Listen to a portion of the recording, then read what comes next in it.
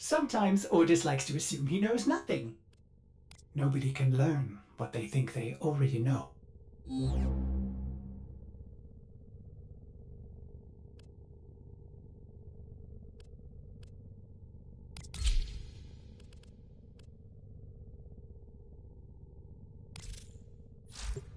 Excellent armaments, Operator. Please return Covered in blood. safe and sound.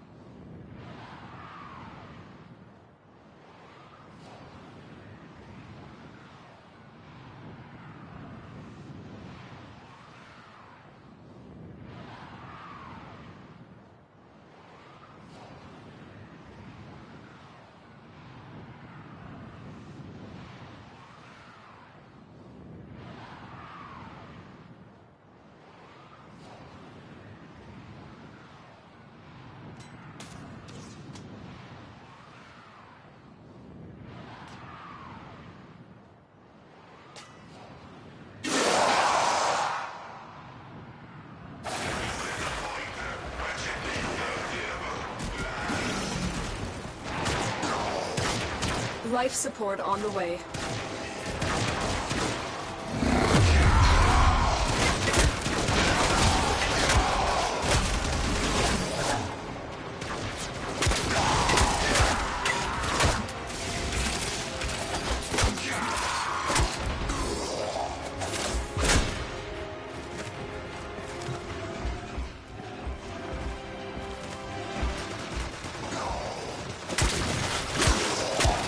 I've delivered a life support capsule to the area. Activating it will buy you more time.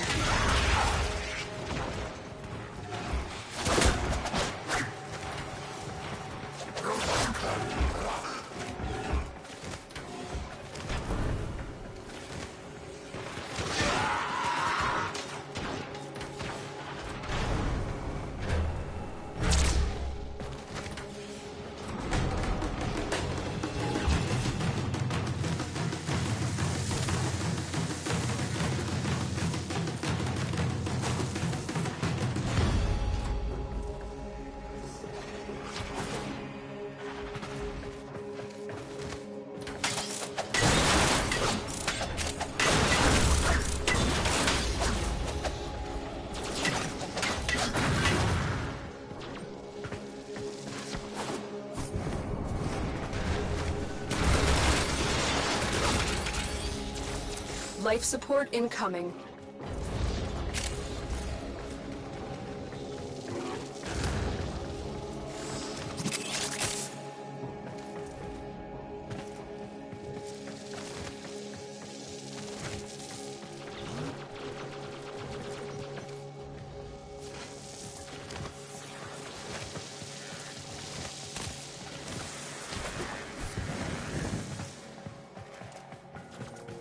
Another life support capsule is now available.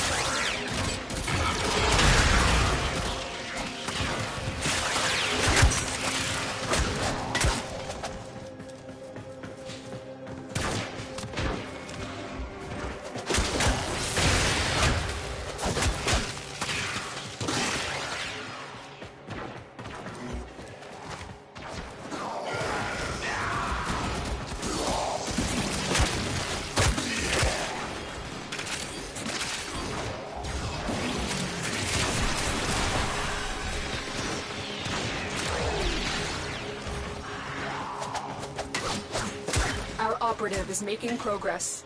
This will help our cause. Extraction is available, if you need it.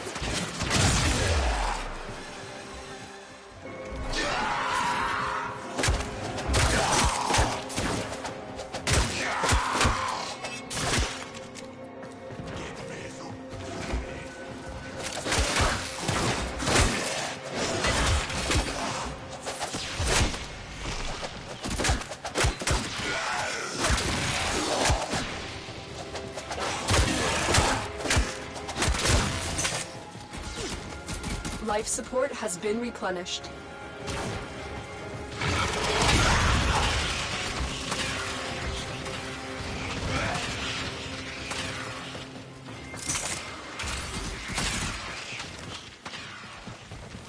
Additional life support has arrived.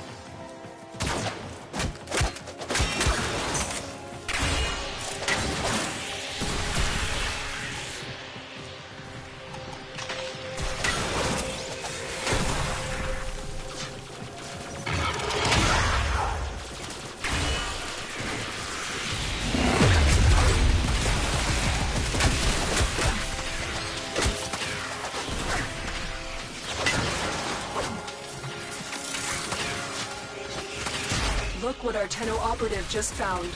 They could not do this without you.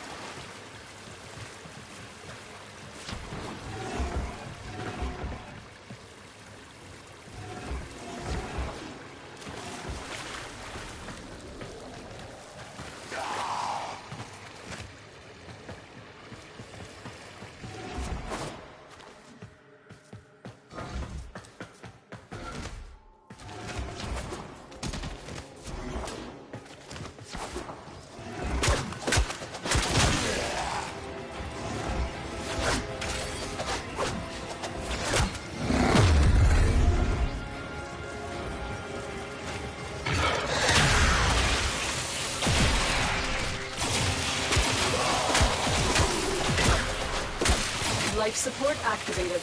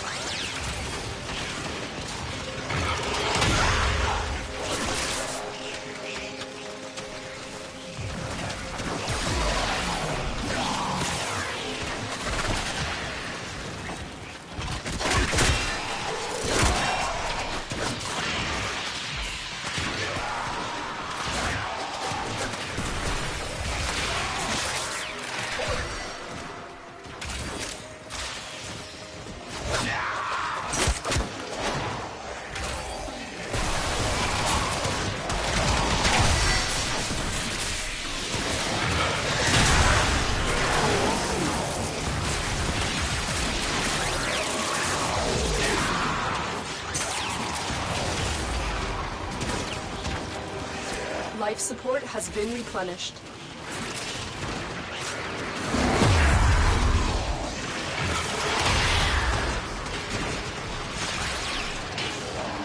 I've delivered another life support capsule.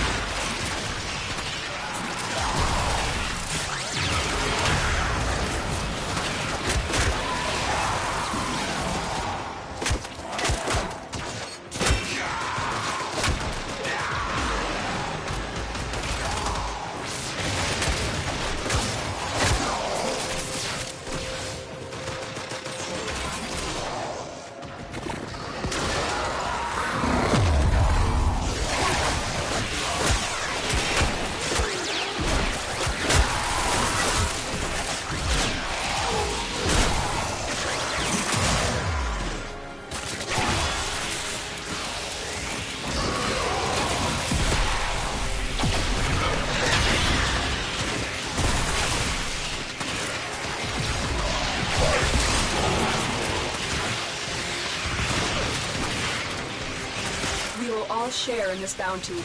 Hold out as long as you can.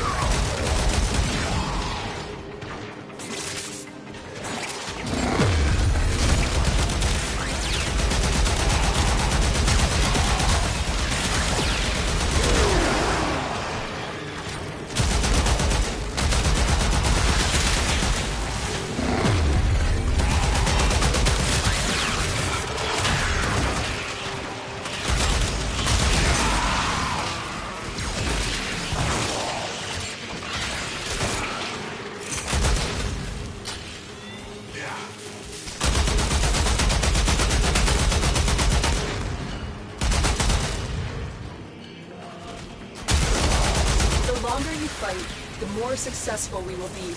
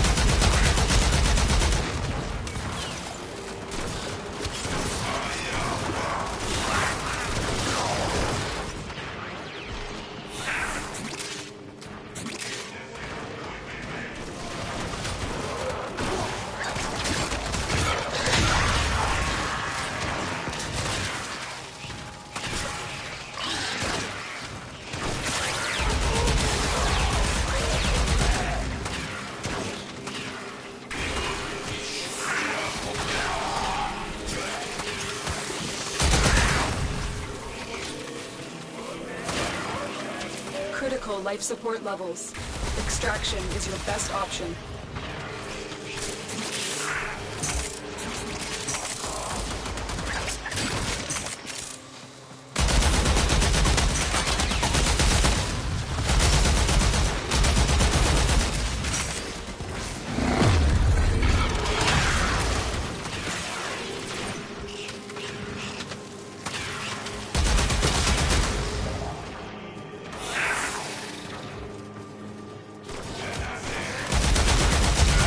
Running out of time.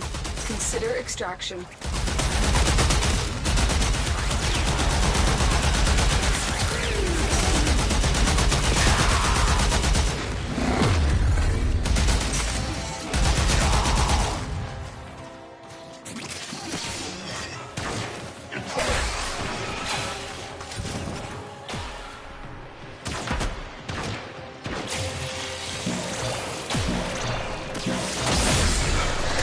Life support has been replenished.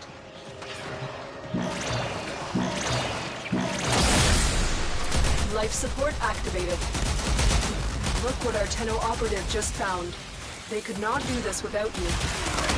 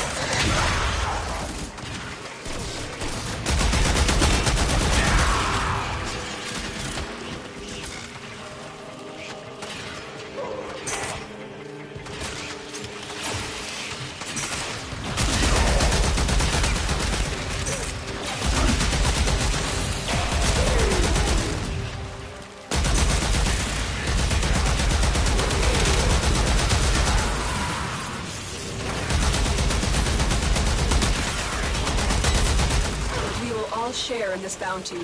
Hold out as long as you can.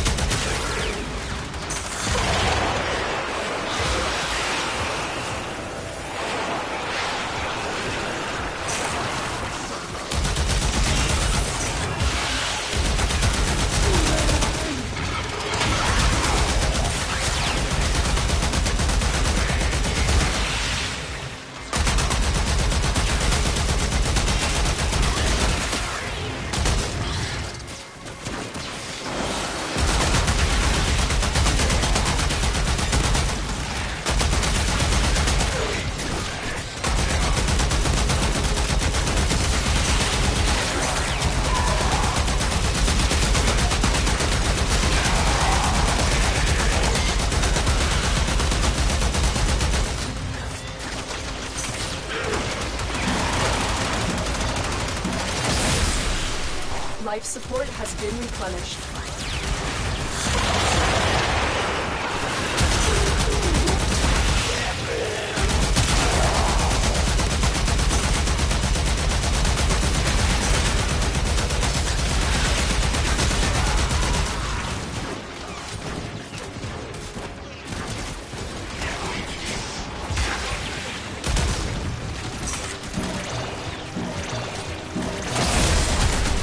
Life support activated.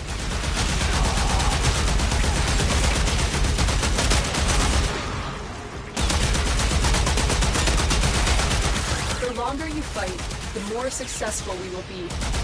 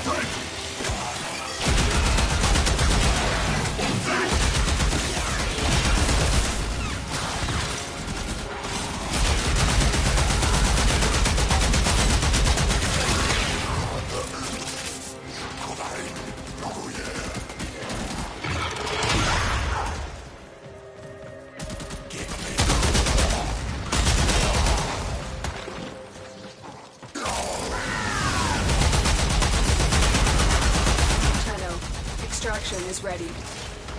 The longer you fight, the more successful we will be.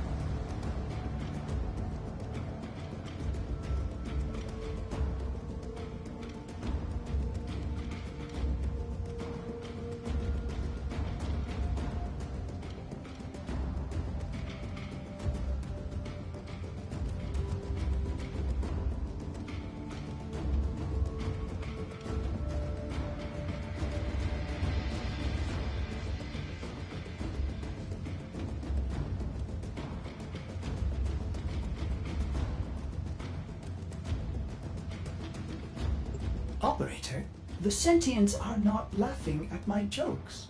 Did they adapt to my humor?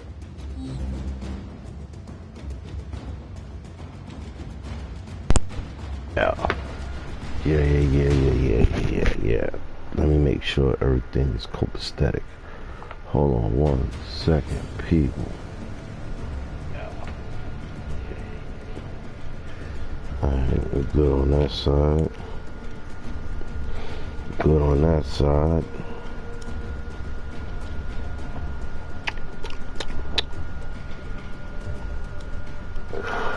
Good on that side too. Good on that side. My good people. Good on that side too. Good on that side.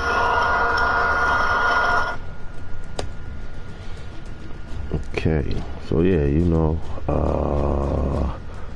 I am running part 3. Why does this keep pausing? I'm running part 3 with the God King INAROS. And yeah, my boy is back. I know a lot of people was hating on INAROS, but yeah, my boy is back.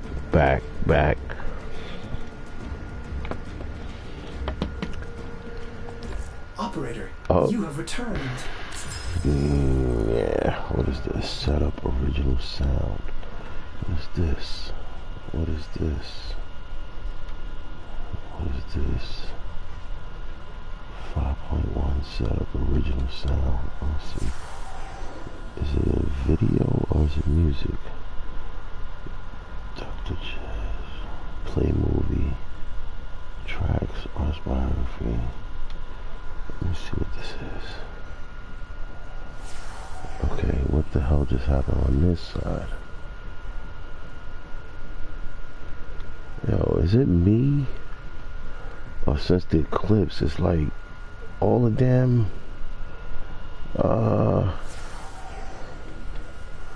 digital shit been acting wonky, man.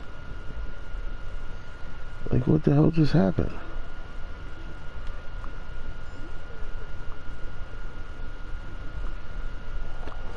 What the hell just happened? Hold on, y'all. 1 second. What the fuck just happened? I don't know.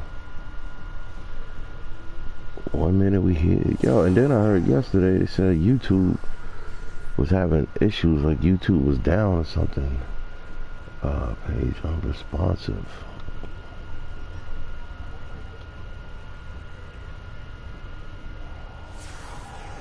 Come on. Seriously?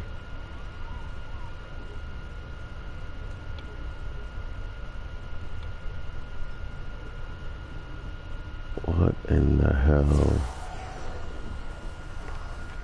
Yeah, everything should start acting weird, man. I don't know what. Maybe we got hit by some solar flares or some shit. I don't know what the fuck's going on. Okay, so what is this? This is a movie? Oh shit, is that Nat King Cole?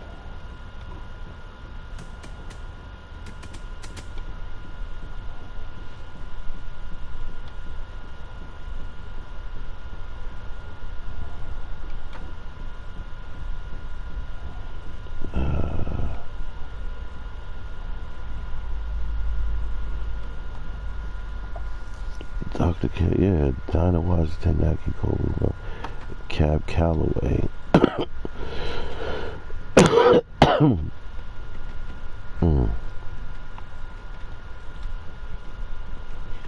Cab Calloway, Mr. Hidey Ho. Hidey Ho. Oh, hidey hey. Minnie the Moocher, yep. A he.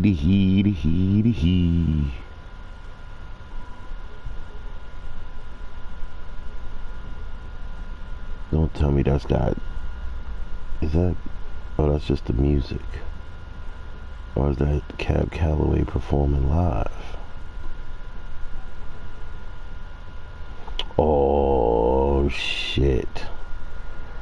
Well, let me tell you a story about Minnie the Moocher. It was a low down hoochie coocher. They probably can't get away with that song today. But he had a heart as big as a whale. I should do that at karaoke. Hold on, y'all. Let me see something.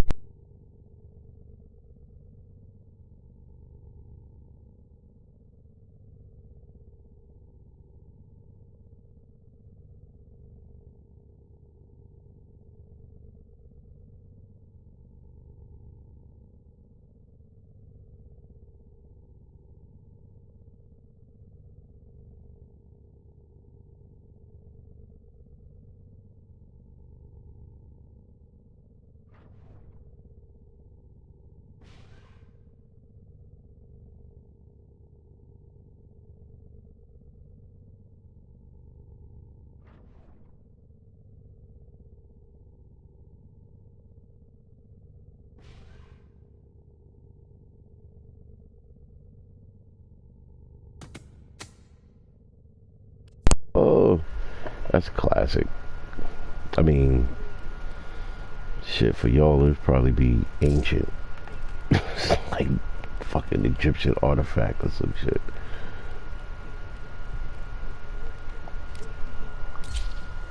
That was a great song, though. Cab Calloway, Minnie the Moocher. Look it up, y'all. Cab Calloway, Minnie the Moocher. Alright, let's get serious for a minute. Let's go do some crazy shit. See, another thing I've been doing is, if you notice the last couple days, I've been leveling up crap weapons. Because I'm just going to get the mastery rank fodder. And then get rid of these shits. Like this, the Hind. I don't know what I was thinking. Mad Dexes. That's just from every year they give them away. A old Boltor. Look at that shit. A old Boltor.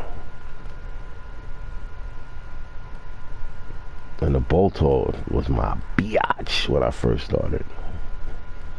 I loved me some Boltor. Pause.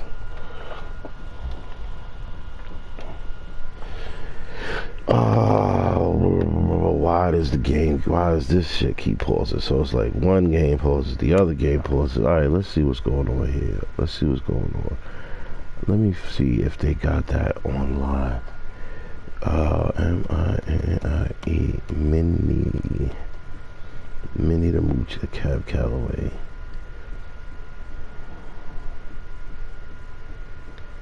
Remastered. I wonder if this is the same one I got.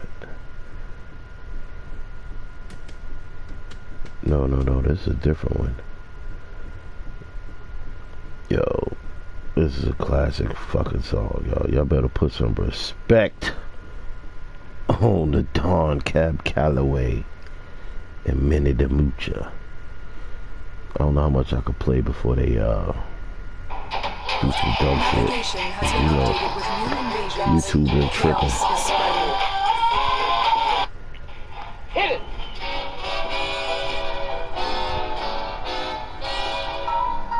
YouTube definitely been tripping.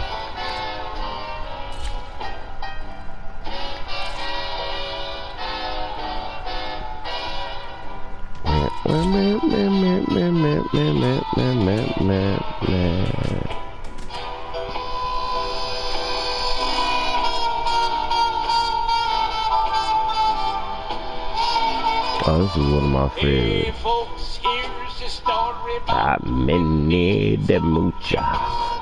She was a low down hoochie coocher. She was as tough as nails. She had a heart as big as a whale. Hidey, hidey, hidey, hi. Hoody, hoody, hoody, ho. Heedy, heedy, heedy, hee. Hidey, hidey, hidey, ho. she messed around. The poker named Smokey. He was Wookie. He took her down to Chinatown and he showed her how to kick the gong around. Hidey, hidey, hi. Oh.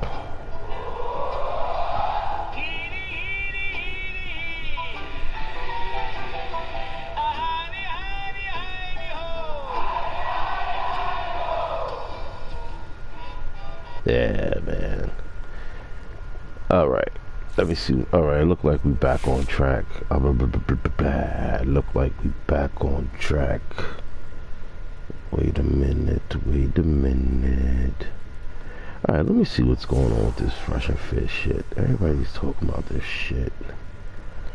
They said 18 years a slave. Wow, y'all niggas is crazy.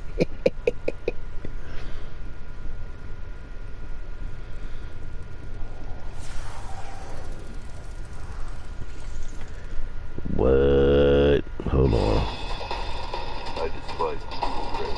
Did you say he's a human hero? He's a human hero. Want, even at an early age, to get to know their dad for the sake of. They're asking her again! This is an objection! This objection is called asked and answered. They cannot get over the fact that this lady's a piece of shit. Do y'all hear what's going on? They just cannot believe. They cannot believe that these women are trash. Okay, let's say tomorrow, after saying all of this, after making the jokes on the show and everything, let's say he turns around and he's like, hey, you know what? I kind of behave like a and douchebag. I'm going to take care of it. I'm going to step up. Would you kind of let him, or is that bridge kind of already burned? Is that like gone, that opportunity? No, it's gone. It's gone. For me, he's nothing to me right now. Wow. Oh, so shit. they're trying to say, hey man, if Fresh said, okay, my bad, listen, it was You know what? I haven't done this one in a while. Got time to cool off now. I'm in a better headspace. And I don't know if you'll know about this one, but this Void Raider right here, you need to have the God King. Only the God King. That's how you know he's special. Let's go.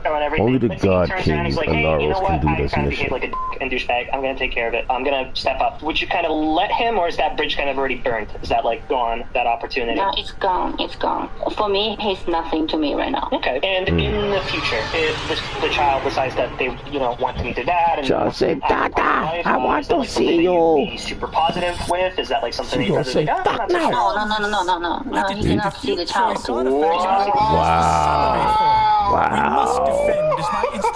Wow, it's getting ugly in these streets. Child. It's getting ugly in these Y'all hear what streets. this lady just said? She wants to support. No. He cannot see the child. Is that like gone? You can't even fucking legally do that. Okay. And in the future, if the child That's why you can't be pretty and stupid, y'all. He's asking if the child tells her, Mommy, please, Mommy. If the child decides, Mommy, I want to see my dad. I want to meet my dad. I know there's you, but there's a man out there. There's a man out there that is black as me. He's as ugly as me. He's mean. I want to meet him. This woman said she's going to look that child in the ugly ass face and tell him, no, you cannot. Nothing to me right now. Okay. And in the future, if the child decides that they want to meet their dad and wants to be an active part of their life, is that like something that you'd be super positive with? Is that like something that you're probably like, I'm not so sure? No, he cannot see the child. Wow. He cannot see the child, okay. Yeah, because he's not acting like a dad. Sure, of course, yeah. Well, I think He's laughing about it. Look at what this guy's saying is, let's say he realized tomorrow, let's say at a come to Jesus moment, he realizes, Y'all see what's happening? Y'all see what's happening? In the law, we have a word for this. This is called rehabilitation. When I have you on the stand and I'm cross-examining you and I'm getting you to say all types of up shit. You don't even know what you're saying and I'm just trapping you. And I got you saying all types of things that are going to hurt your case. I sit down. And then what happens? Your attorney comes up and your attorney tries to rehabilitate your testimony. Your attorney says, well, wait a minute. Now you told Lee that you wouldn't allow this father to see the child. But that's really not what you meant, right? That's what I mean. You said that, but let's just say, for example, that things were okay. You would let the father see the child? No, I would not. Well, I mean, listen now. If things are okay now, not like the past, in the future, you would let him see the child? No, I would not. No, I mean, the child himself wants to see the father. You would let the child see the father, right? That's rehabilitation. So you guys are That is nuts. They're trying to rehabilitate the fact that she's talking. right? If the child decides that they want to meet their dad and wants to be an active part of their life, is that like something that you'd be super positive with? Is that like something that you're probably like, I'm not so sure? No, he cannot see the child. He cannot see the child, okay. Yeah, because he's not acting like a dad. Sure, of course, yeah. Well, I think he's laughing about it. Look at what this guy's saying is, let's only way that's gonna happen is say it come to Jesus she moment, takes he the realizes, kid I and was bounces actually being a to terrible China. person. Let's say he realizes that and he says, Only way that's gonna happen. I know he won't. I know And if he you won't. do that, I'm just saying, you can't milk him for no child live his support. values and be a Christian man in this world and take care of his kids. If he decided that, would Can't do that. You would, From right? China. Oh, I have been in this situation with you.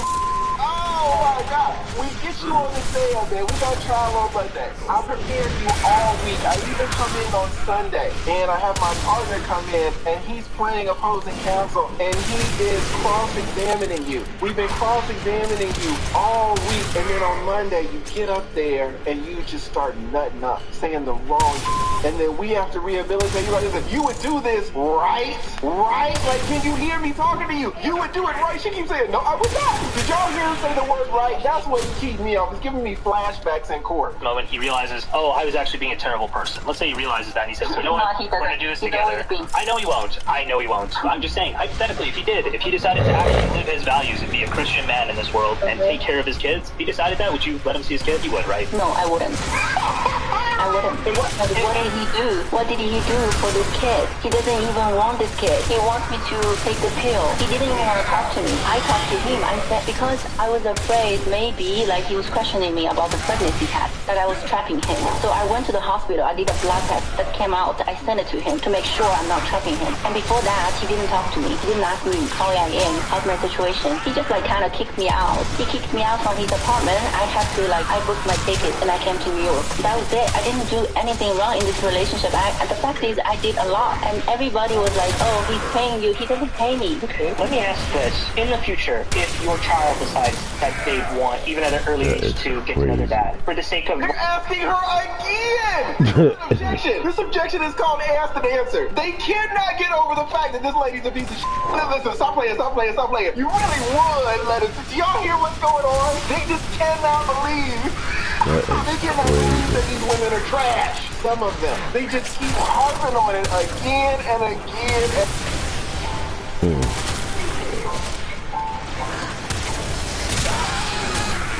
Man, my dude, you fucked up on this one. Like, you really fucked up on this one, boy.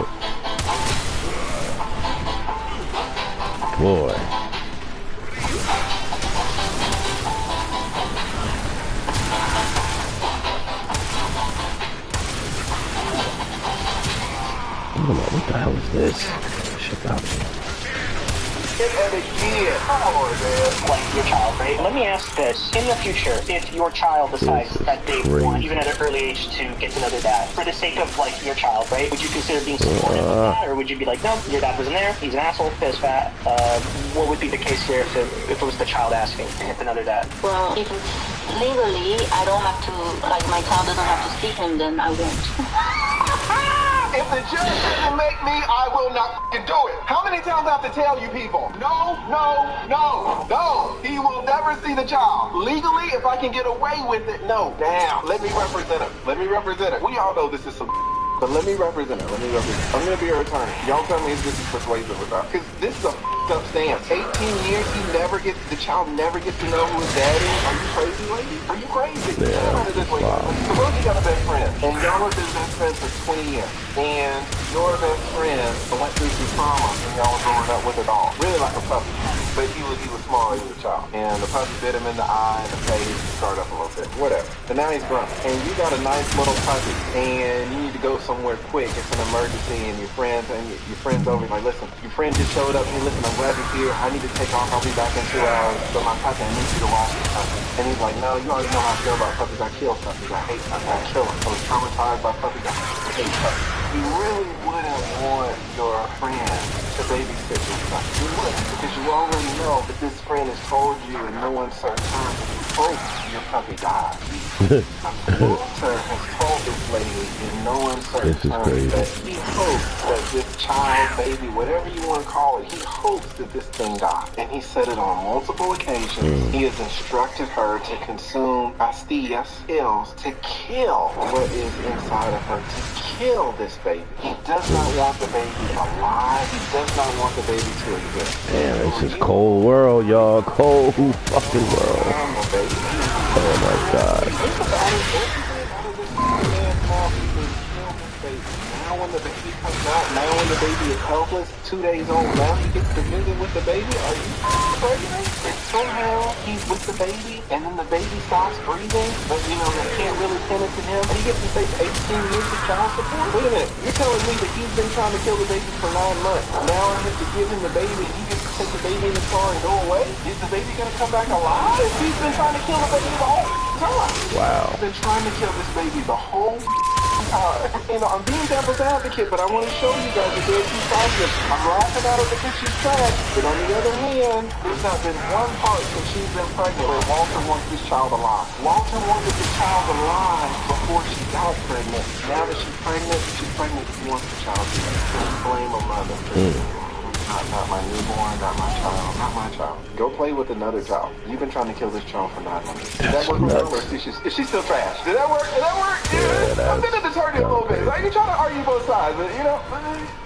Yeah, nah, Lee, that's a little crazy. You don't have to answer that question. I'll answer the question. That's a little crazy, bruh. That's a little crazy, bruh. I think it is. Boy, cause, yeah, that, boy. And the craziest thing, like, when I heard about this, when it first happened, it was like, oh, this shit is really going down. Then I seen the chick, I was like, oh, Lord, good Lord. And then she opened her mouth, and I was like, oh. This cannot be. How could this be? How could this be? How could this be?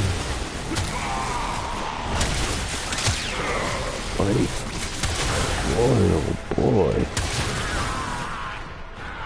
I tell y'all, man, I say it all the time.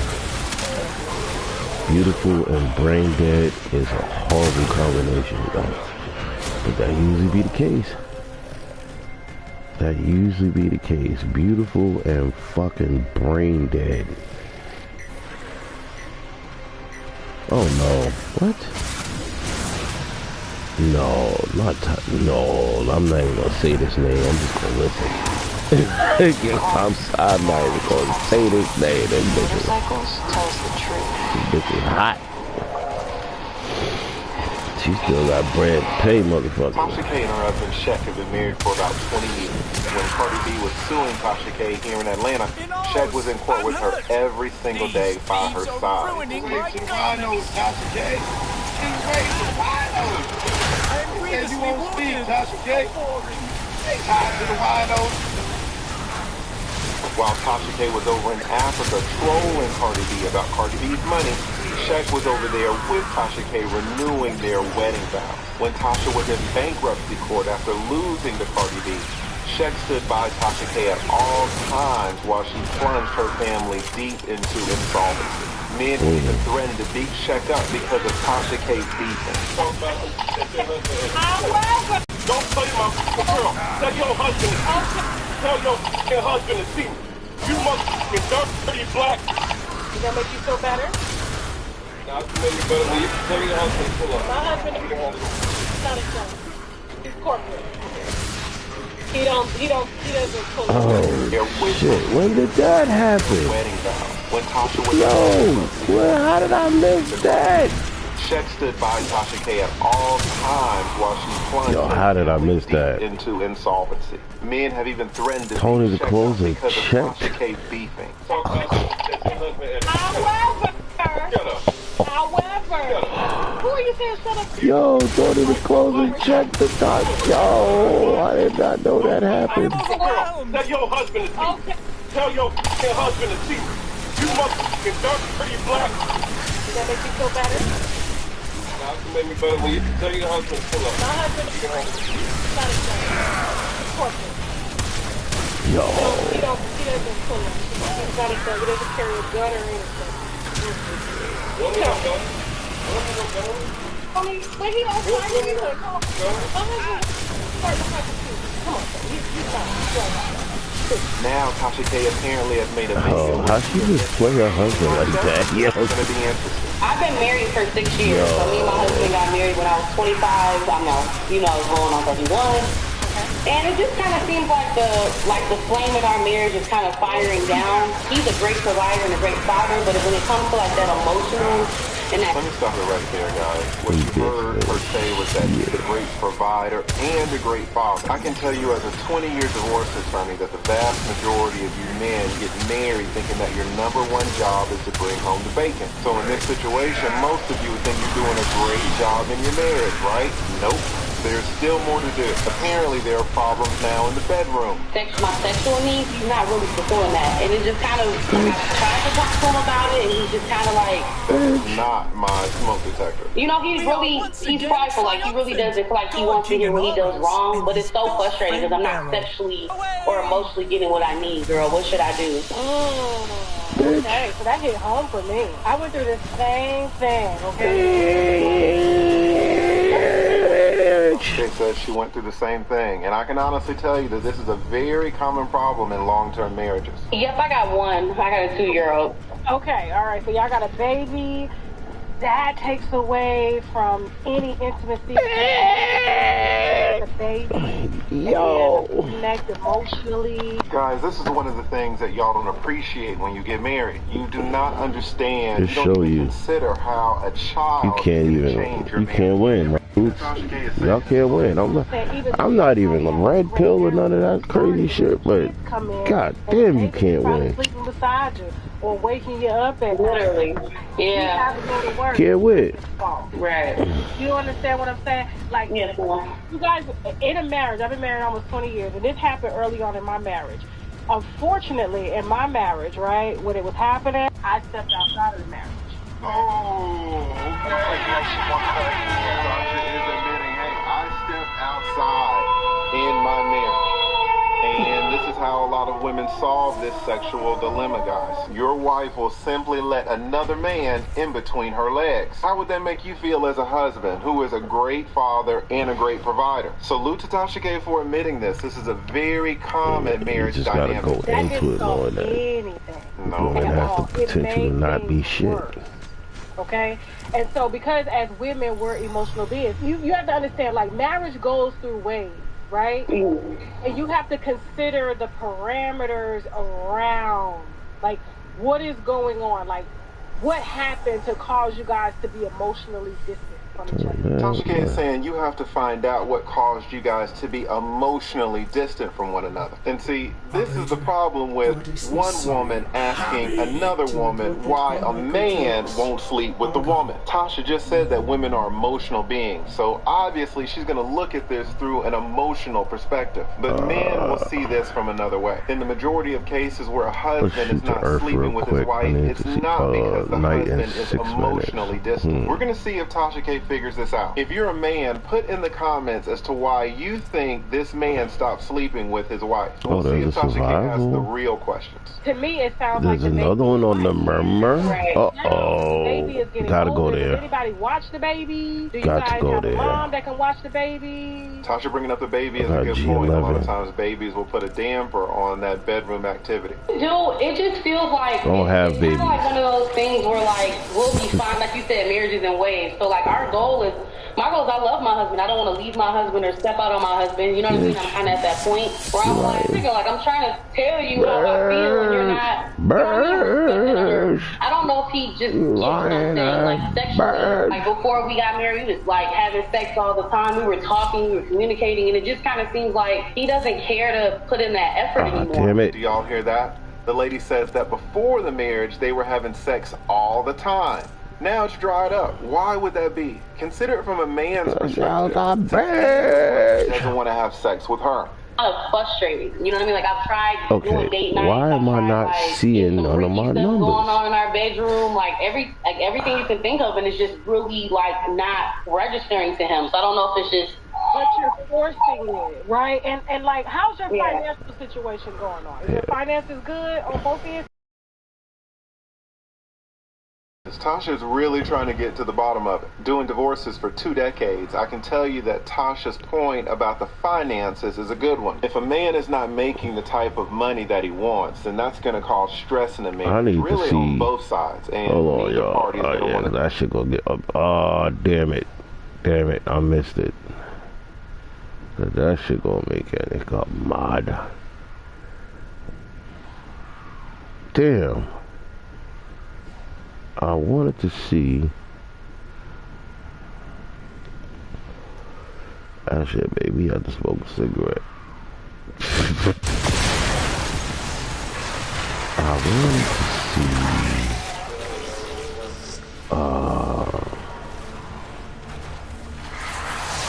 Damn.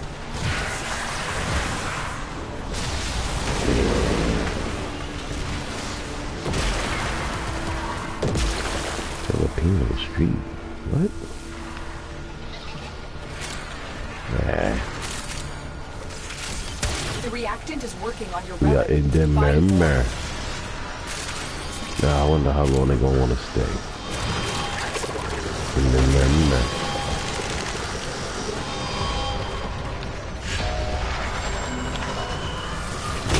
Life support approaching. Can I get a G11?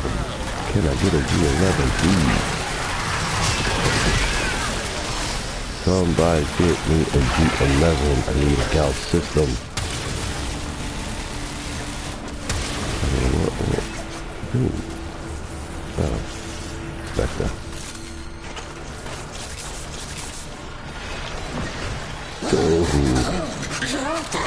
We are in the member.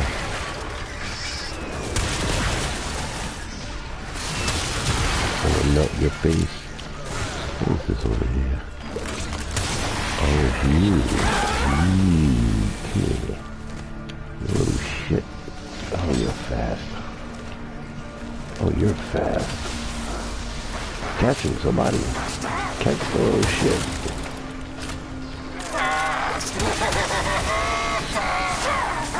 Additional firepower authorized. If the Murmur are capable of regret, make them feel it.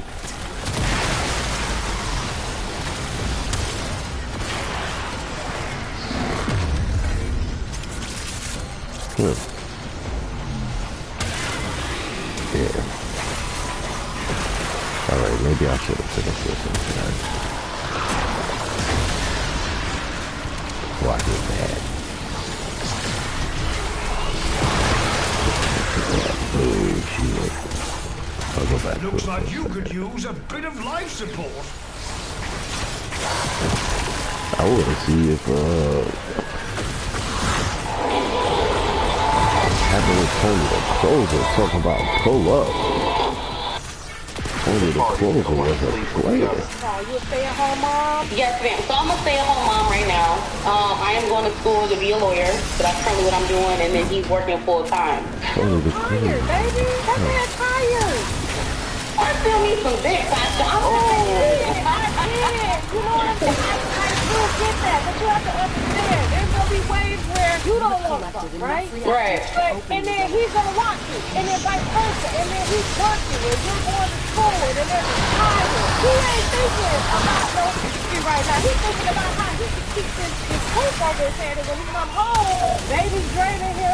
You want to drain him. You know what happens when you come, you're tired. But what you're going to do is you can't force it on. Tasha's trying, but she's really not addressing the real issue. The issue is that this lady needs sex right now. This lady's sexual needs are not being met. Tasha is trying to explain to this woman why her sexual needs are not being met. When a woman's real need is not being met, she doesn't really care why it's not being met. She needs it met. Husbands can explain to wives until they're blue in the face about why this isn't occurring or why that isn't occurring. But if the wife has a real need, none of that explanation is going to matter. Real needs must be in one ear and out the other. You have to literally put it in a way. In one ear and out the other, yo. Trust And maybe y'all can start with just a intimate night, not with sex.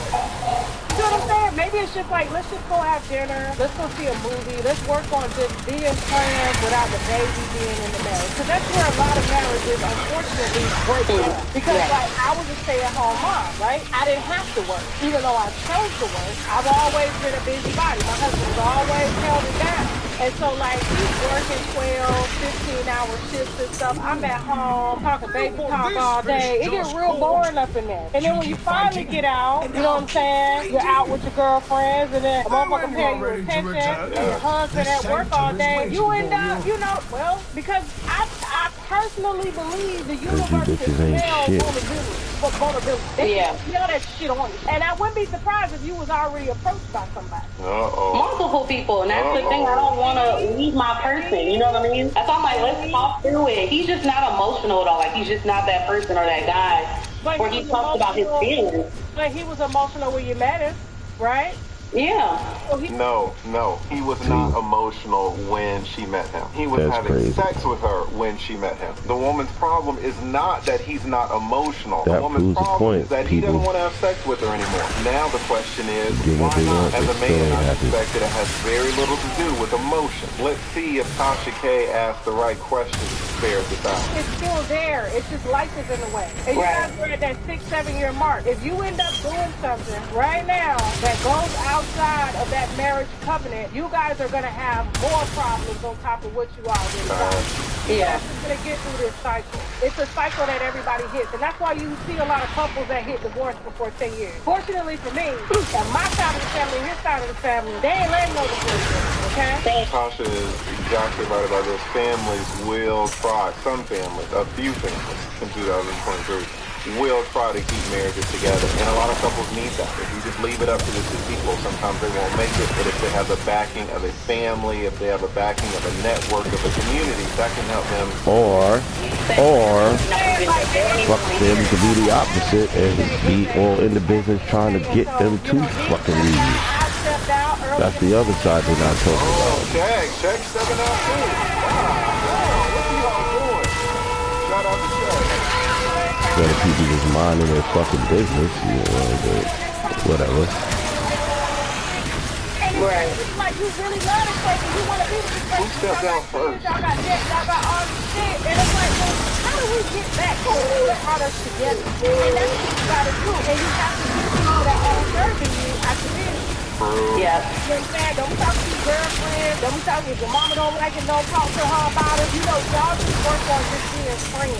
You know, watching games together, going to do stuff together. And I guarantee you that will all come back up because that's the reason why y'all fell in love in the first place. Right. Thank you so much. Tasha did a good job giving some solid That's a good point. She didn't want to Tell people to mind their fucking business. Here's the question. You're a stay-at-home mom? Yes. You just had a baby a couple of years ago? Yes.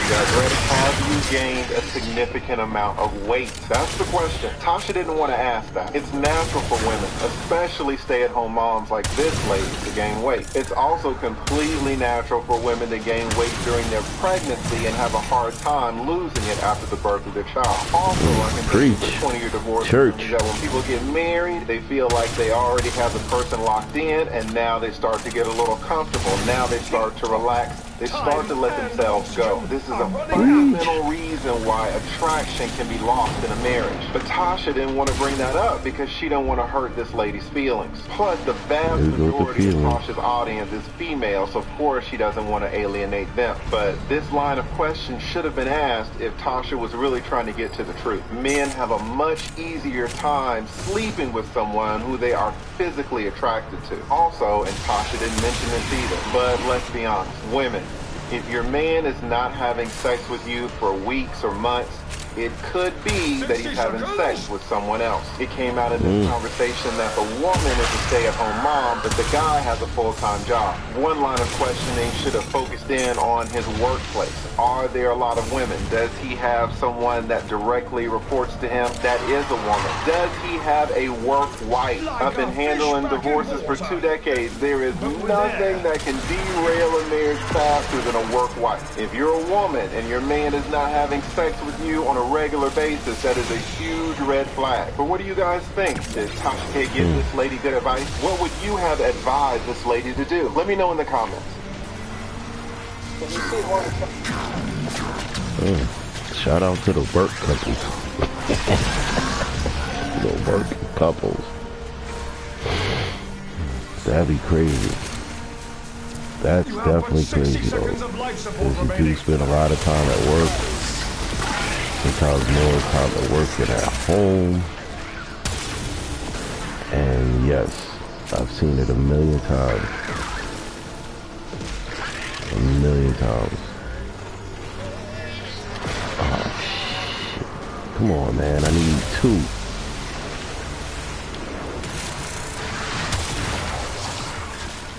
Come on, come on, come on, come on, come on, come on, come on, come on. I didn't even realize it.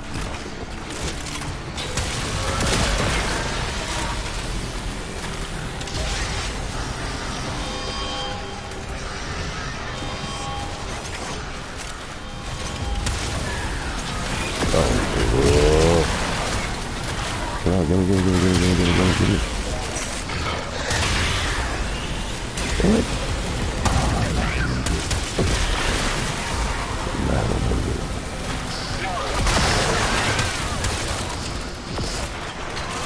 You are out of options. Come on, y'all. Retreat to the sanctum.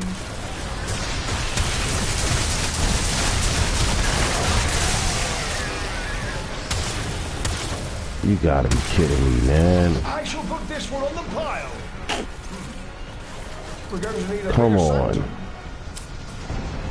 I do better than these by myself. Yo, what happened, man? What happened? Let's see what they gotta say.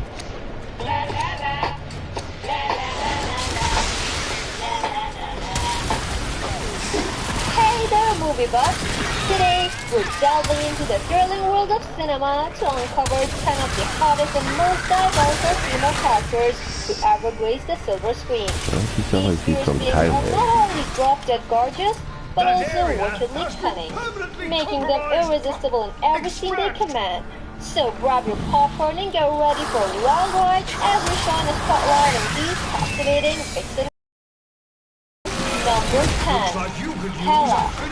Oh yeah, you gotta put Hella. Yeah. I'd be mad if Hella wasn't on this Kate list. Blanchett totally nailed that whole evil vibe, you know? She's like this mix of Maleficent and Chernobyl from Disney, but with even more attitude. When Hella goes on her rampage, she's loving every minute of it, and you can't help but take bump up watching her. And come on, Kate Blanchett is cunning, so seeing her kick butt at Hella is just icing on the cake. I bet lots of fans would binge watch Hella scenes all day, even if it means facing the consequences.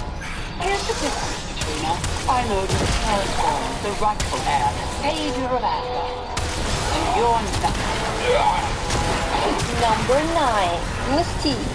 Yeah, Jennifer Lawrence's Mystique is No, Rebecca Romijn. You know what? Her predecessor, Rebecca Romijn, totally takes the cake in the evil and hot department. I mean, she's just like, bam, straight out of the comics. Tall, slim, but seriously buff. Like she's from another planet or something. And the way she moves, killer. It's all smooth and deadly. From her walk to her fighting style. Mystique can go from slow and sultry to lightning fast in a flash. And before you know it, you're toast. Number 8, Ava Lord. Oh man, in Sin City, A Dame to Kill For from 2014, Eva Green totally steals the show as the main chick, A Dame to Kill For. She's like the ultimate femme fatale. I might bump that one off my The kind of woman list. who can wrap any guy around her little finger without even trying. While lots of villains in our list today are sexy and dangerous, Ava Lord takes it up a notch. Her beauty is like her superpower, and she knows exactly how to use it. Some people even call her a goddess, but let me tell you, she is anything but nice. And hey, remember Eva Green in 300, Rise of an Empire? She played this other badass villain, Artemisia, Xerxes, the right-hand woman. She's all about war and stuff, but there's this vibe about her that's kind of, you know, sexy and deadly at the same time. I don't know about that Number 7, Harley Quinn. In Suicide Squad from 2017, Harley Quinn is like the ultimate wild card. She's been running wild with Master J for ages, and in this movie, she's doing exactly. I mean, she straight up sees it herself. We're the bad guys. And let's talk about her sex appeal. It's off the charts. From her cool outfit to the way she flirts with everyone, including the guards, Harley's got it going on. Margot Robbie totally owns the role, bringing Harley's crazy, fun-loving energy to life in the most epic way possible. She made it sound like a dessert. Would you like some Margaret? Number 6, Evil Jill Valentine. So, in Resident Evil Afterlife 2010 and Resident Evil Retribution 2012, Jill Valentine isn't exactly the deepest character out there. But you know what's super cool? Seeing her go all dark and evil. It's like that classic moment in Grease when Sandy turns into a total badass. And let's be real, when Jill goes evil, she's seriously hot. I mean, those skin-tight outfit and wicked smirks, total perfection. Once she falls under Umbrella's control, it's all about the evil vibes and shoot-to-kill attitude. She's ruthless and totally merciless. A real villain. Yeah, I don't know about that. And hey, like many female video game baddies, she's definitely easy on eyes. I don't know if I'll have that on my list, personally. Number 5, TX, Terminatrix. Really? In Terminatrix? Rise of the Machines from 2003 with this badass Terminator lady who's not your typical Arnie. But boy, does she know how to make an entrance. The filmmakers were definitely going for that well-known monster. And let me tell you, they nailed it. Whether she's cruising in a car or taking hits like a champ from the OG Terminator, TX always rocks that confident look on her face. Like nothing can faze her. And let's not forget about Kristanna Loken, the actress who totally owned the role. She got seriously ripped off this card, showing us that she's not just a pretty face, but she's got the muscle to back it up too. Foxy, brownie, and absolutely deadly. The terminal You tell me I can't do something. I'm gonna miss it twice. You gotta be shitting me, yo. Number 4, Catwoman.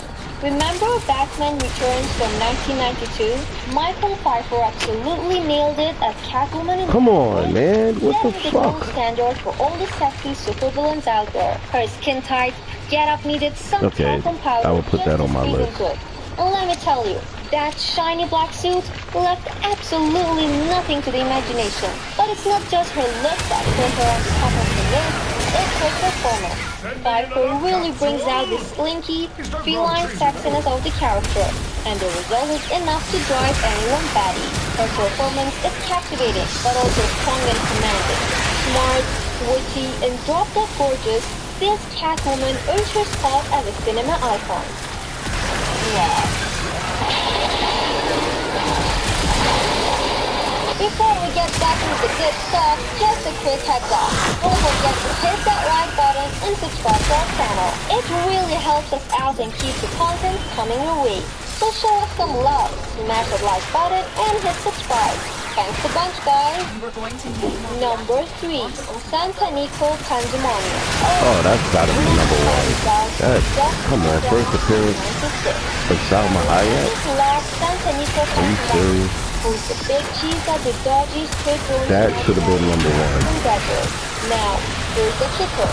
She and her mates, they are all bloodsuckers, mate. Yeah, you heard me right. Vampires.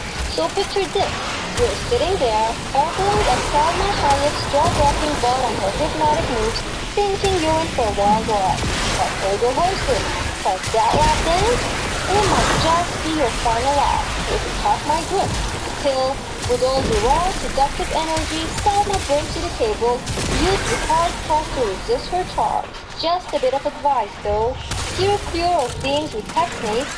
Sounds like a recipe for trouble, doesn't it?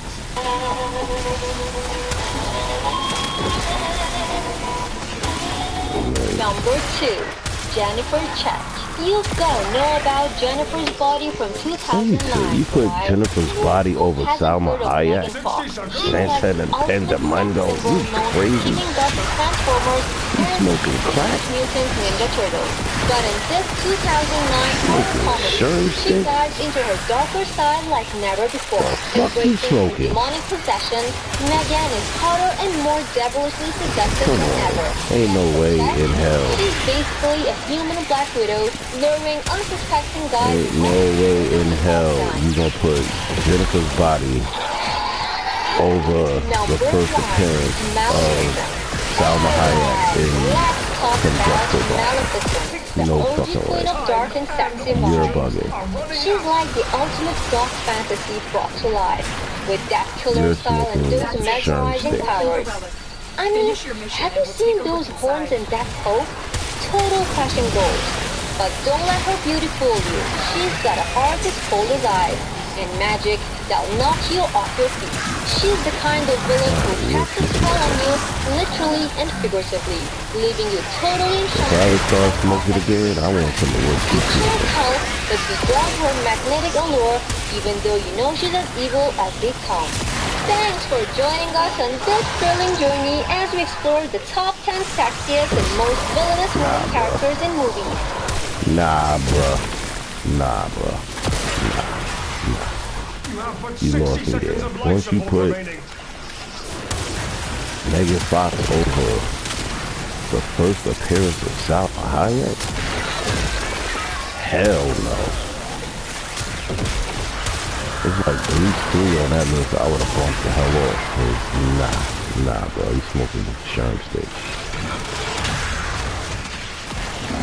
Smoking that.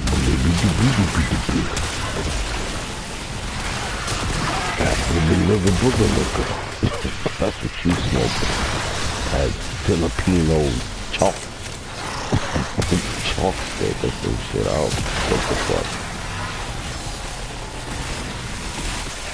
Nah. Yeah, fucking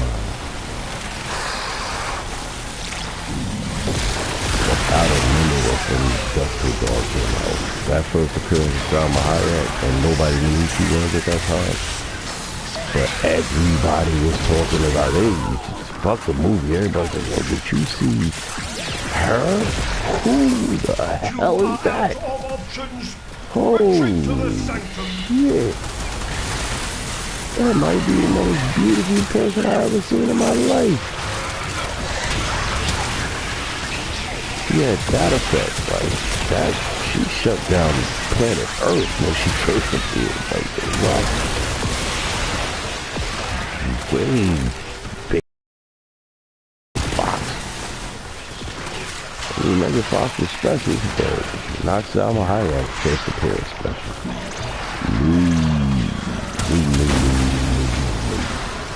Hell to the no. I shall put this one on the pile. Smoking that. Dun-dun-dun-dun. Bigger sanctum.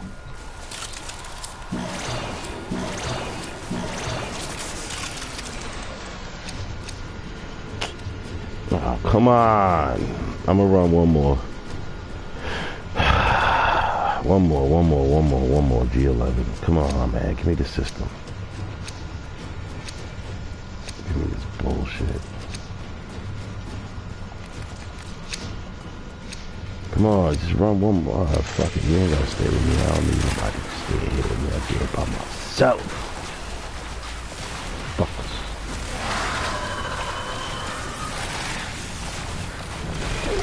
Oh, yeah. Let me see if it's open now. This should be interesting.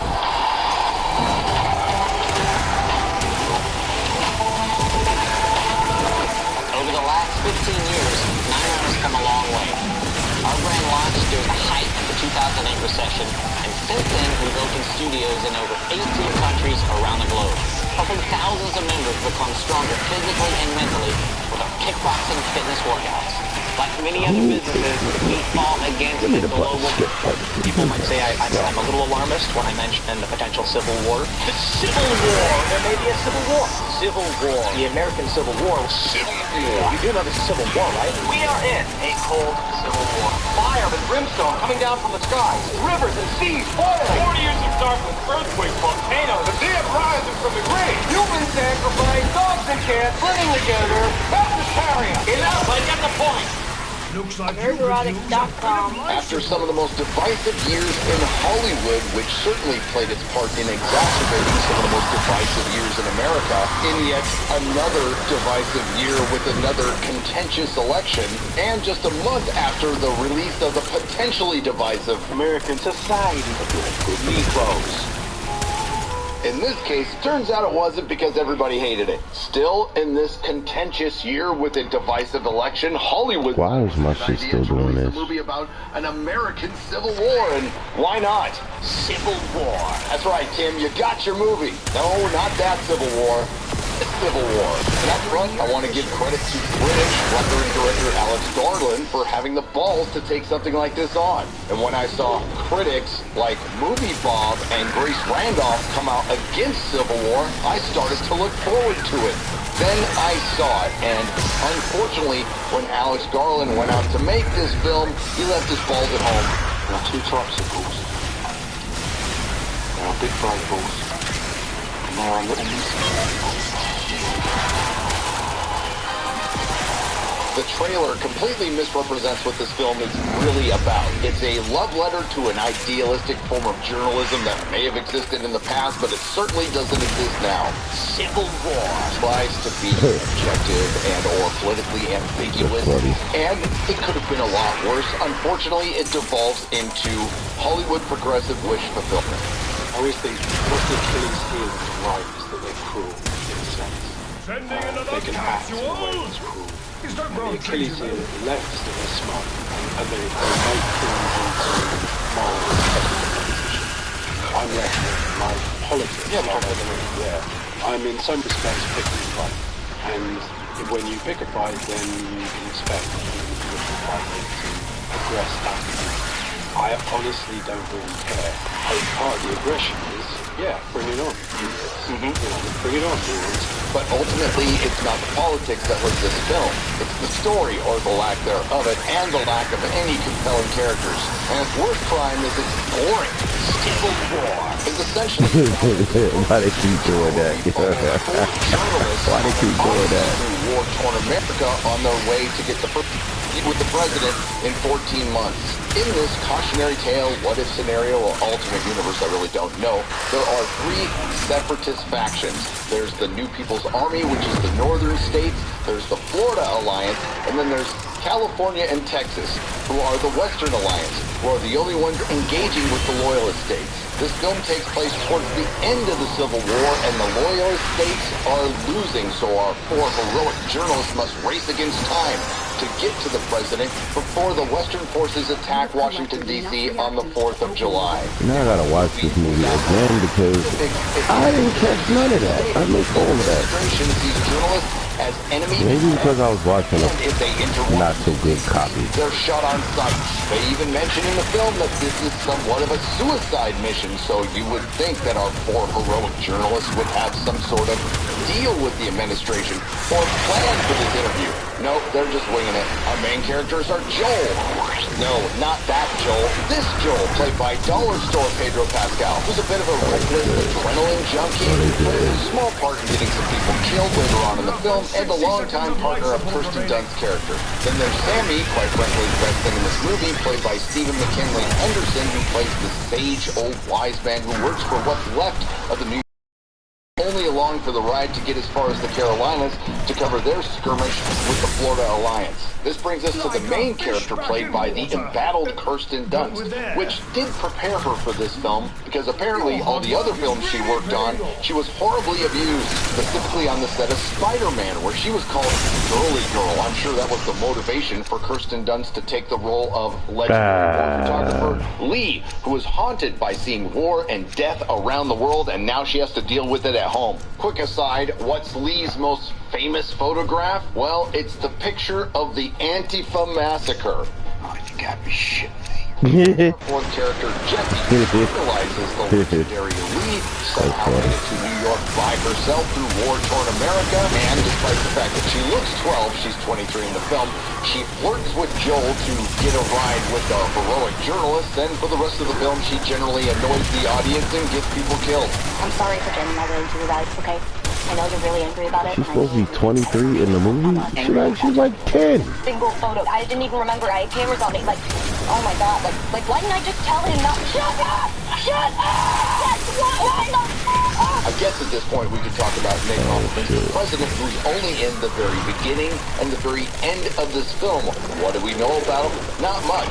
First off, he's totally not Donald Trump.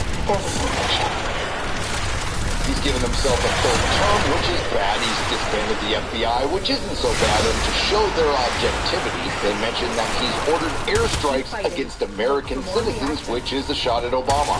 And no, we don't know how the Civil War started. We don't generally know how it's going, other than it's ending between the Western forces and the Loyalist states. We know the interior Loyalist states have been vaporized, so there is no straight shot from New York to Washington, D.C., which turns a roughly 200-mile journey into a almost 1,000-mile journey that takes days for our 4 hero journalists. Again, this film is an odyssey that can be compared to dozens of other films like Apocalypse Now. Our group of trustworthy, somewhat idealistic, but objective journalists, essentially our group of 4 unicorns, travels through the United States, coming across random events, being dropped in the middle of them, sometimes with no resolution. When our trusty journalists stop to get some fuel, they find that the people running the gas station are torturing looters in the car wash. In another scenario, there's a random raid in a random building with plainclothes armed people versus uniformed armed people. There's the surreal sniper scene where apparently some homeowner is trying to lure out people with Christmas decorations in July, where we think the homeowner was killed by some other snipers who have nail polish and dyed hair, and the only reason we know is because they said so. They didn't show it. And the penultimate scenario, before they get to go observe the final boss battle, is with Jesse Plemons that everyone's seen in the trailer, which at the very least launched a meme.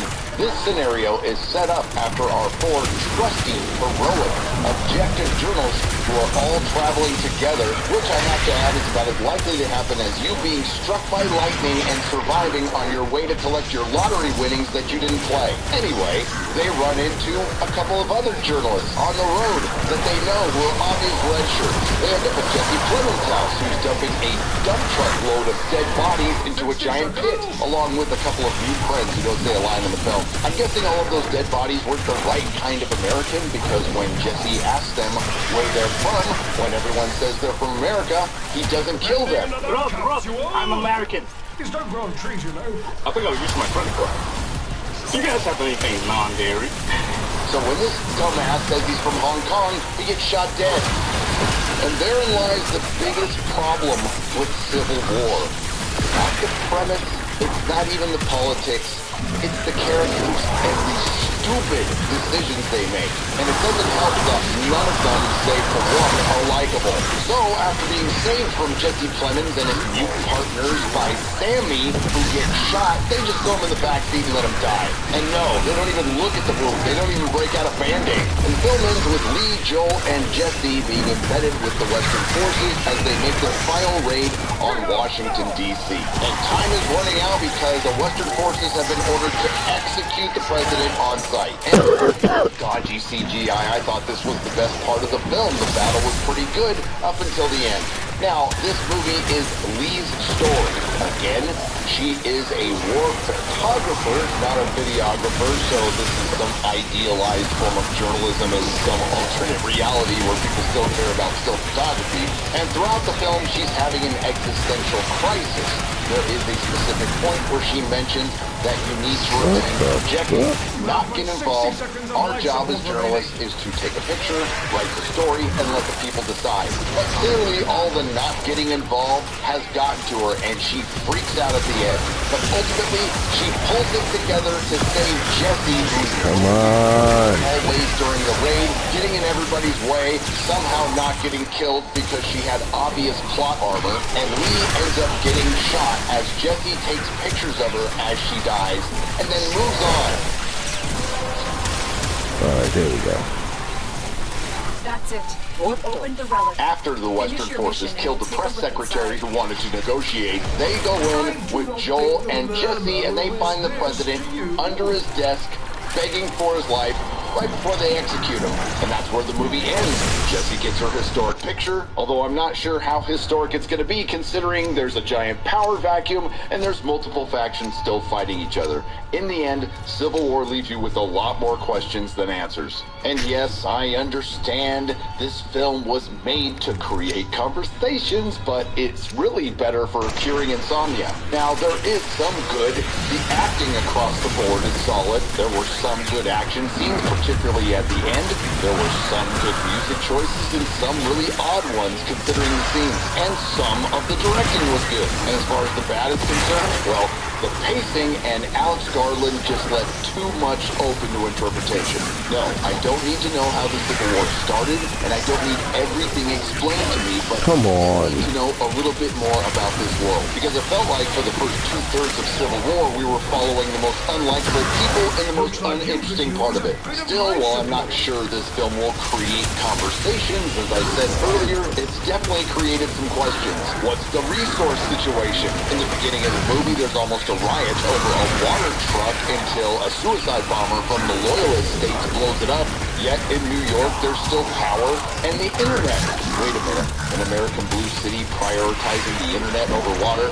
That kind of checks out. What was the Antifa massacre? Was our heroic photojournalist Lee famous for taking pictures of the 2020 Summer of Love? Why did Joel and his plucky journalist pals drive into an obvious trap with a sniper? It's not like the guy with his head blown off in the middle of the Christmas decorations gave it away. Why did this guy think that smoke bomb gave him enough cover to not get shot? After Jesse Plemons' character asked everyone what kind of American they were, and they all answered what part of America they were from, why in the hell did Joel's friend Tony, after clearly noticing that they didn't get shot, say he was from Hong Kong, and then he got shot? Why was warring factions factions, including one from Texas in America that's devolved into a civil war, trust the press from the loyalist states? And why in the hell would you let the press run around with you in a firefight in the White House? And why would a president who's hunkered down in the White House be found hiding under his desk instead of, I don't know, in a bunker? And the answer to a lot of these questions exemplified with them blowing up the Lincoln Memorial. Symbolism over story. I think the best explanation of Civil War can be found in a response from Lil Platoon to this tweet. The point of the film is to be ambiguous so the audience can find meaning on their own. That's art. Humans today lost the ability to imagine. They need to be spoon-fed. Terrifically. That I absolutely love.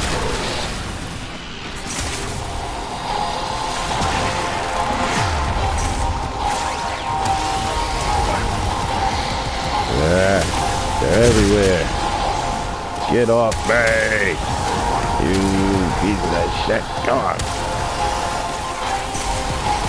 Like right quick. Oh my god. Really? Really? Wait. I need a little. Should have did that before earlier. Get some resources. When it comes to Hollywood these days, particularly from Disney and Zack Snyder, I would agree with that sentiment. But in this case, with Civil War, I have to side with Little Platoon. And once again, credit to Alex Garland, who's hit or miss with me. He did try, but this one was a miss. I think this biased British director tried to be as unbiased as possible. The political ambiguity was there, but as many people have said in the past, he went after one side with a baseball bat and the other side with a feather. What's left of the New York Times says this: Civil War Review.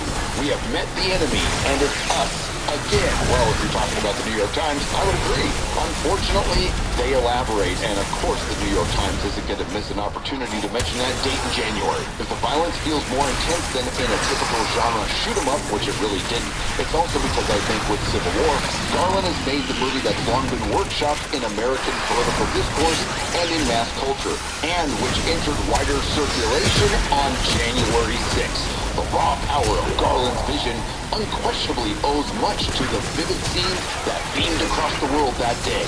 Except it really doesn't. Although it was written before January the 6th, there was something about January the 6th that it was a disgrace, right? It was various things. Provoked a feeling of whatever is happening, this shouldn't be happening. This just has like a deep wrongness. Right. Rolling Stone, which is owned by Penske Media, who also owns The Hollywood Reporter, Deadline, and IndieWire, says Civil War imagines America's worst-case scenario right around the corner. Alex Garland presents a USA at war with itself, in which ordinary citizens take up arms against one another and blood runs in the streets. No, it's not a documentary yet. And interestingly enough, this article's written by David Fear. And Rolling Stone thinks that Alex Garland didn't go hard enough on the politics, and I would agree with half of that sentiment. I didn't think Alex Garland went hard enough on the journalists. One more. As I gotta go to the bathroom. Previously stated, he wrote this prior to 2020. And maybe it's just a case of bad timing because we live in a different world now, and maybe Alex Garland should have waited and rewrote the script until after COVID. Maybe Alex Garland should have explored a little bit more of what he says right here in Civil War. Obviously, there's a problem. The problem comes partly from politicians deliberately attacking the press. It comes partly, I think, from social media and the nature of discourse that you get there. And it also comes from within media organisations that have very deliberately and consciously abandoned a role of journalism as something without bias. Now, it may be impossible to be without bias, but there is a sliding scale, and institutions have chosen to go way down the sliding scale to a point they are essentially propaganda machines, not really journalists anymore. Maybe an American should have taken a crack at this film because, again, it's a great concept. I would love to see it, but quite frankly, I would believe Texas and California would unite in a civil war over there being a trustworthy corporate journalist. You can't exist as well as you do without doctors. And that's true with journalism as well. A free press protects the people against the excesses of government. It is a check and a balance on any and all governments. That's what a free press does. You can't take that away. And you shouldn't disrespect it. I hate to break this to you, Alex, but the reason journalists are being vilified is because they've earned it. And don't you find it interesting that the world is a dangerous place because the corporate press is trying to crush the independent free press? Civil war would have been far more interesting if they had gone into that even a little. Thankfully, there are still some good independent journalists out there. You just need to work a little harder to find them, and a growing number of people are starting to do that, despite having to wade through the murky waters of information where sometimes the truth is called misinformation, and sometimes lies are called the official version of the truth. Brought to you by authoritative state and corporate sources, sponsored by Pfizer. If you like what you heard, please like, share, and subscribe. If you didn't like what you heard, thank you for listening this long. I will see you in the next video. Nerdrotic.com. Please subscribe. I think I gotta watch that again now. I definitely missed a lot of that.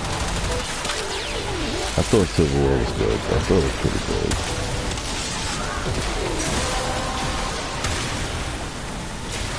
The relic has been cracked open. Finish your mission to find CrowdStrike, Falcon, Cloud Security. Delivering the unified agent and agent system cloud security lifecycle to stop breaches faster from endpoint to cloud. We've always said, you don't have a malware problem, you have an adversary problem. Scattered Spider is a well-known cloud-conscious adversary that targets organizations' cloud environments. Falcon Cloud Security detects an attack by the adversary Scattered Spider. Start by looking at the attack visualization.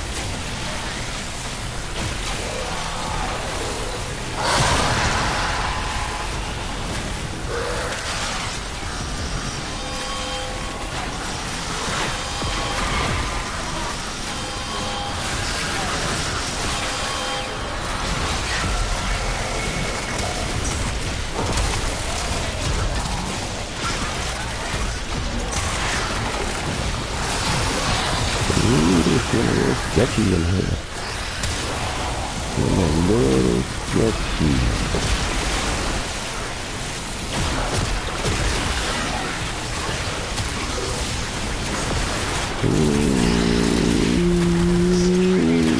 God.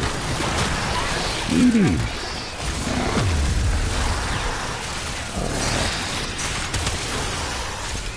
Where's my necklace? He's dead. Oh no, he's not dead.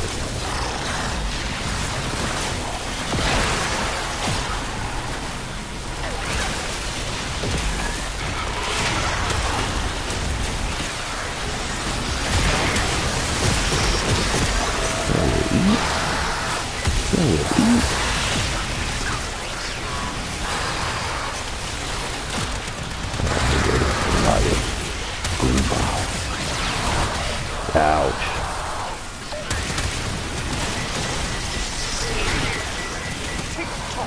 Stop giving them a shield. Are running out.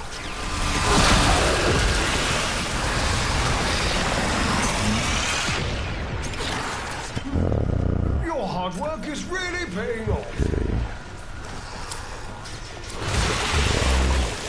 Oh shit, I shouldn't do that. That's gonna get me killed. Alright, I'm out. I'm out.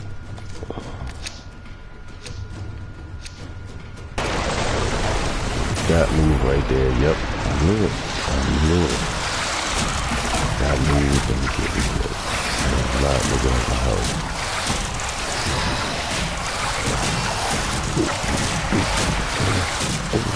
Yeah.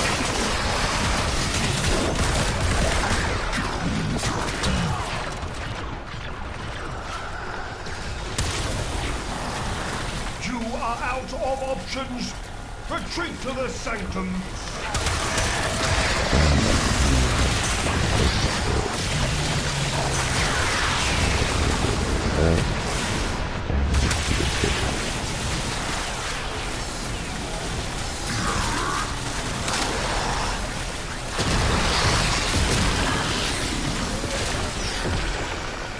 I'm out. But for some reason the live stream's still acting up, yo. I don't know what the hell is going on right now. I really don't understand what's going on. It is not showing everything.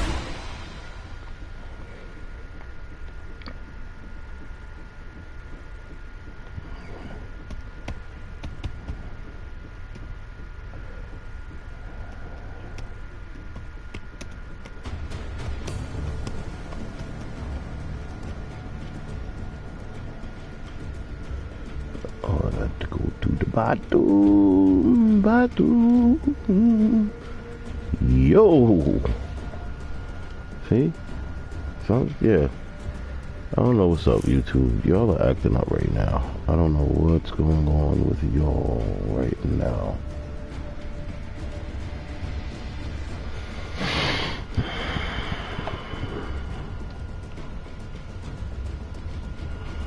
Serious. And I wasted both my G11s, y'all, and I didn't get shit. You see that bullshit? What is this?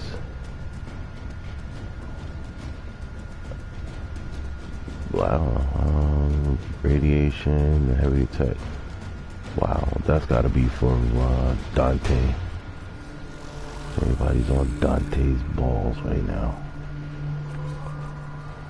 I got a wisp. Yeah. 100 cards, okay. 45, 15. Yeah. Let's not include the 3 I missed. Or the 2 I missed because of the idiots.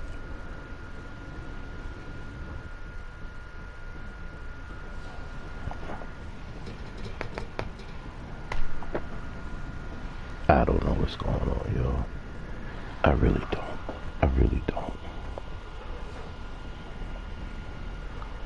I might have to just reset everything. It might be the go. Might have to reset everything. Because everything's acting up right now. Both, 1, 2, the phones are acting up. Fucking computers are acting up. YouTube is acting up. Alright, at least we made it to 2 hours. So, thank you everybody for checking in. Appreciate you all. As always, you could donate to the Cash App or you could donate to the PayPal. I could appreciate a cup of coffee. Everything you do helps the channel, helps the stream, helps get us coffee so we can stay up late nights and keep playing these damn games to help you out with Warframe, and I can help you out with Yu-Gi-Oh! Or I could duel you in Yu-Gi-Oh! And I can help you out with Warframe. I meant to say it like that. But yeah, check in with me later. I'll probably come back on in about an hour. I just need to reset and double check the streams because it seemed like shit's not acting right. Alright, good people. Holla at y'all. Salute. We out.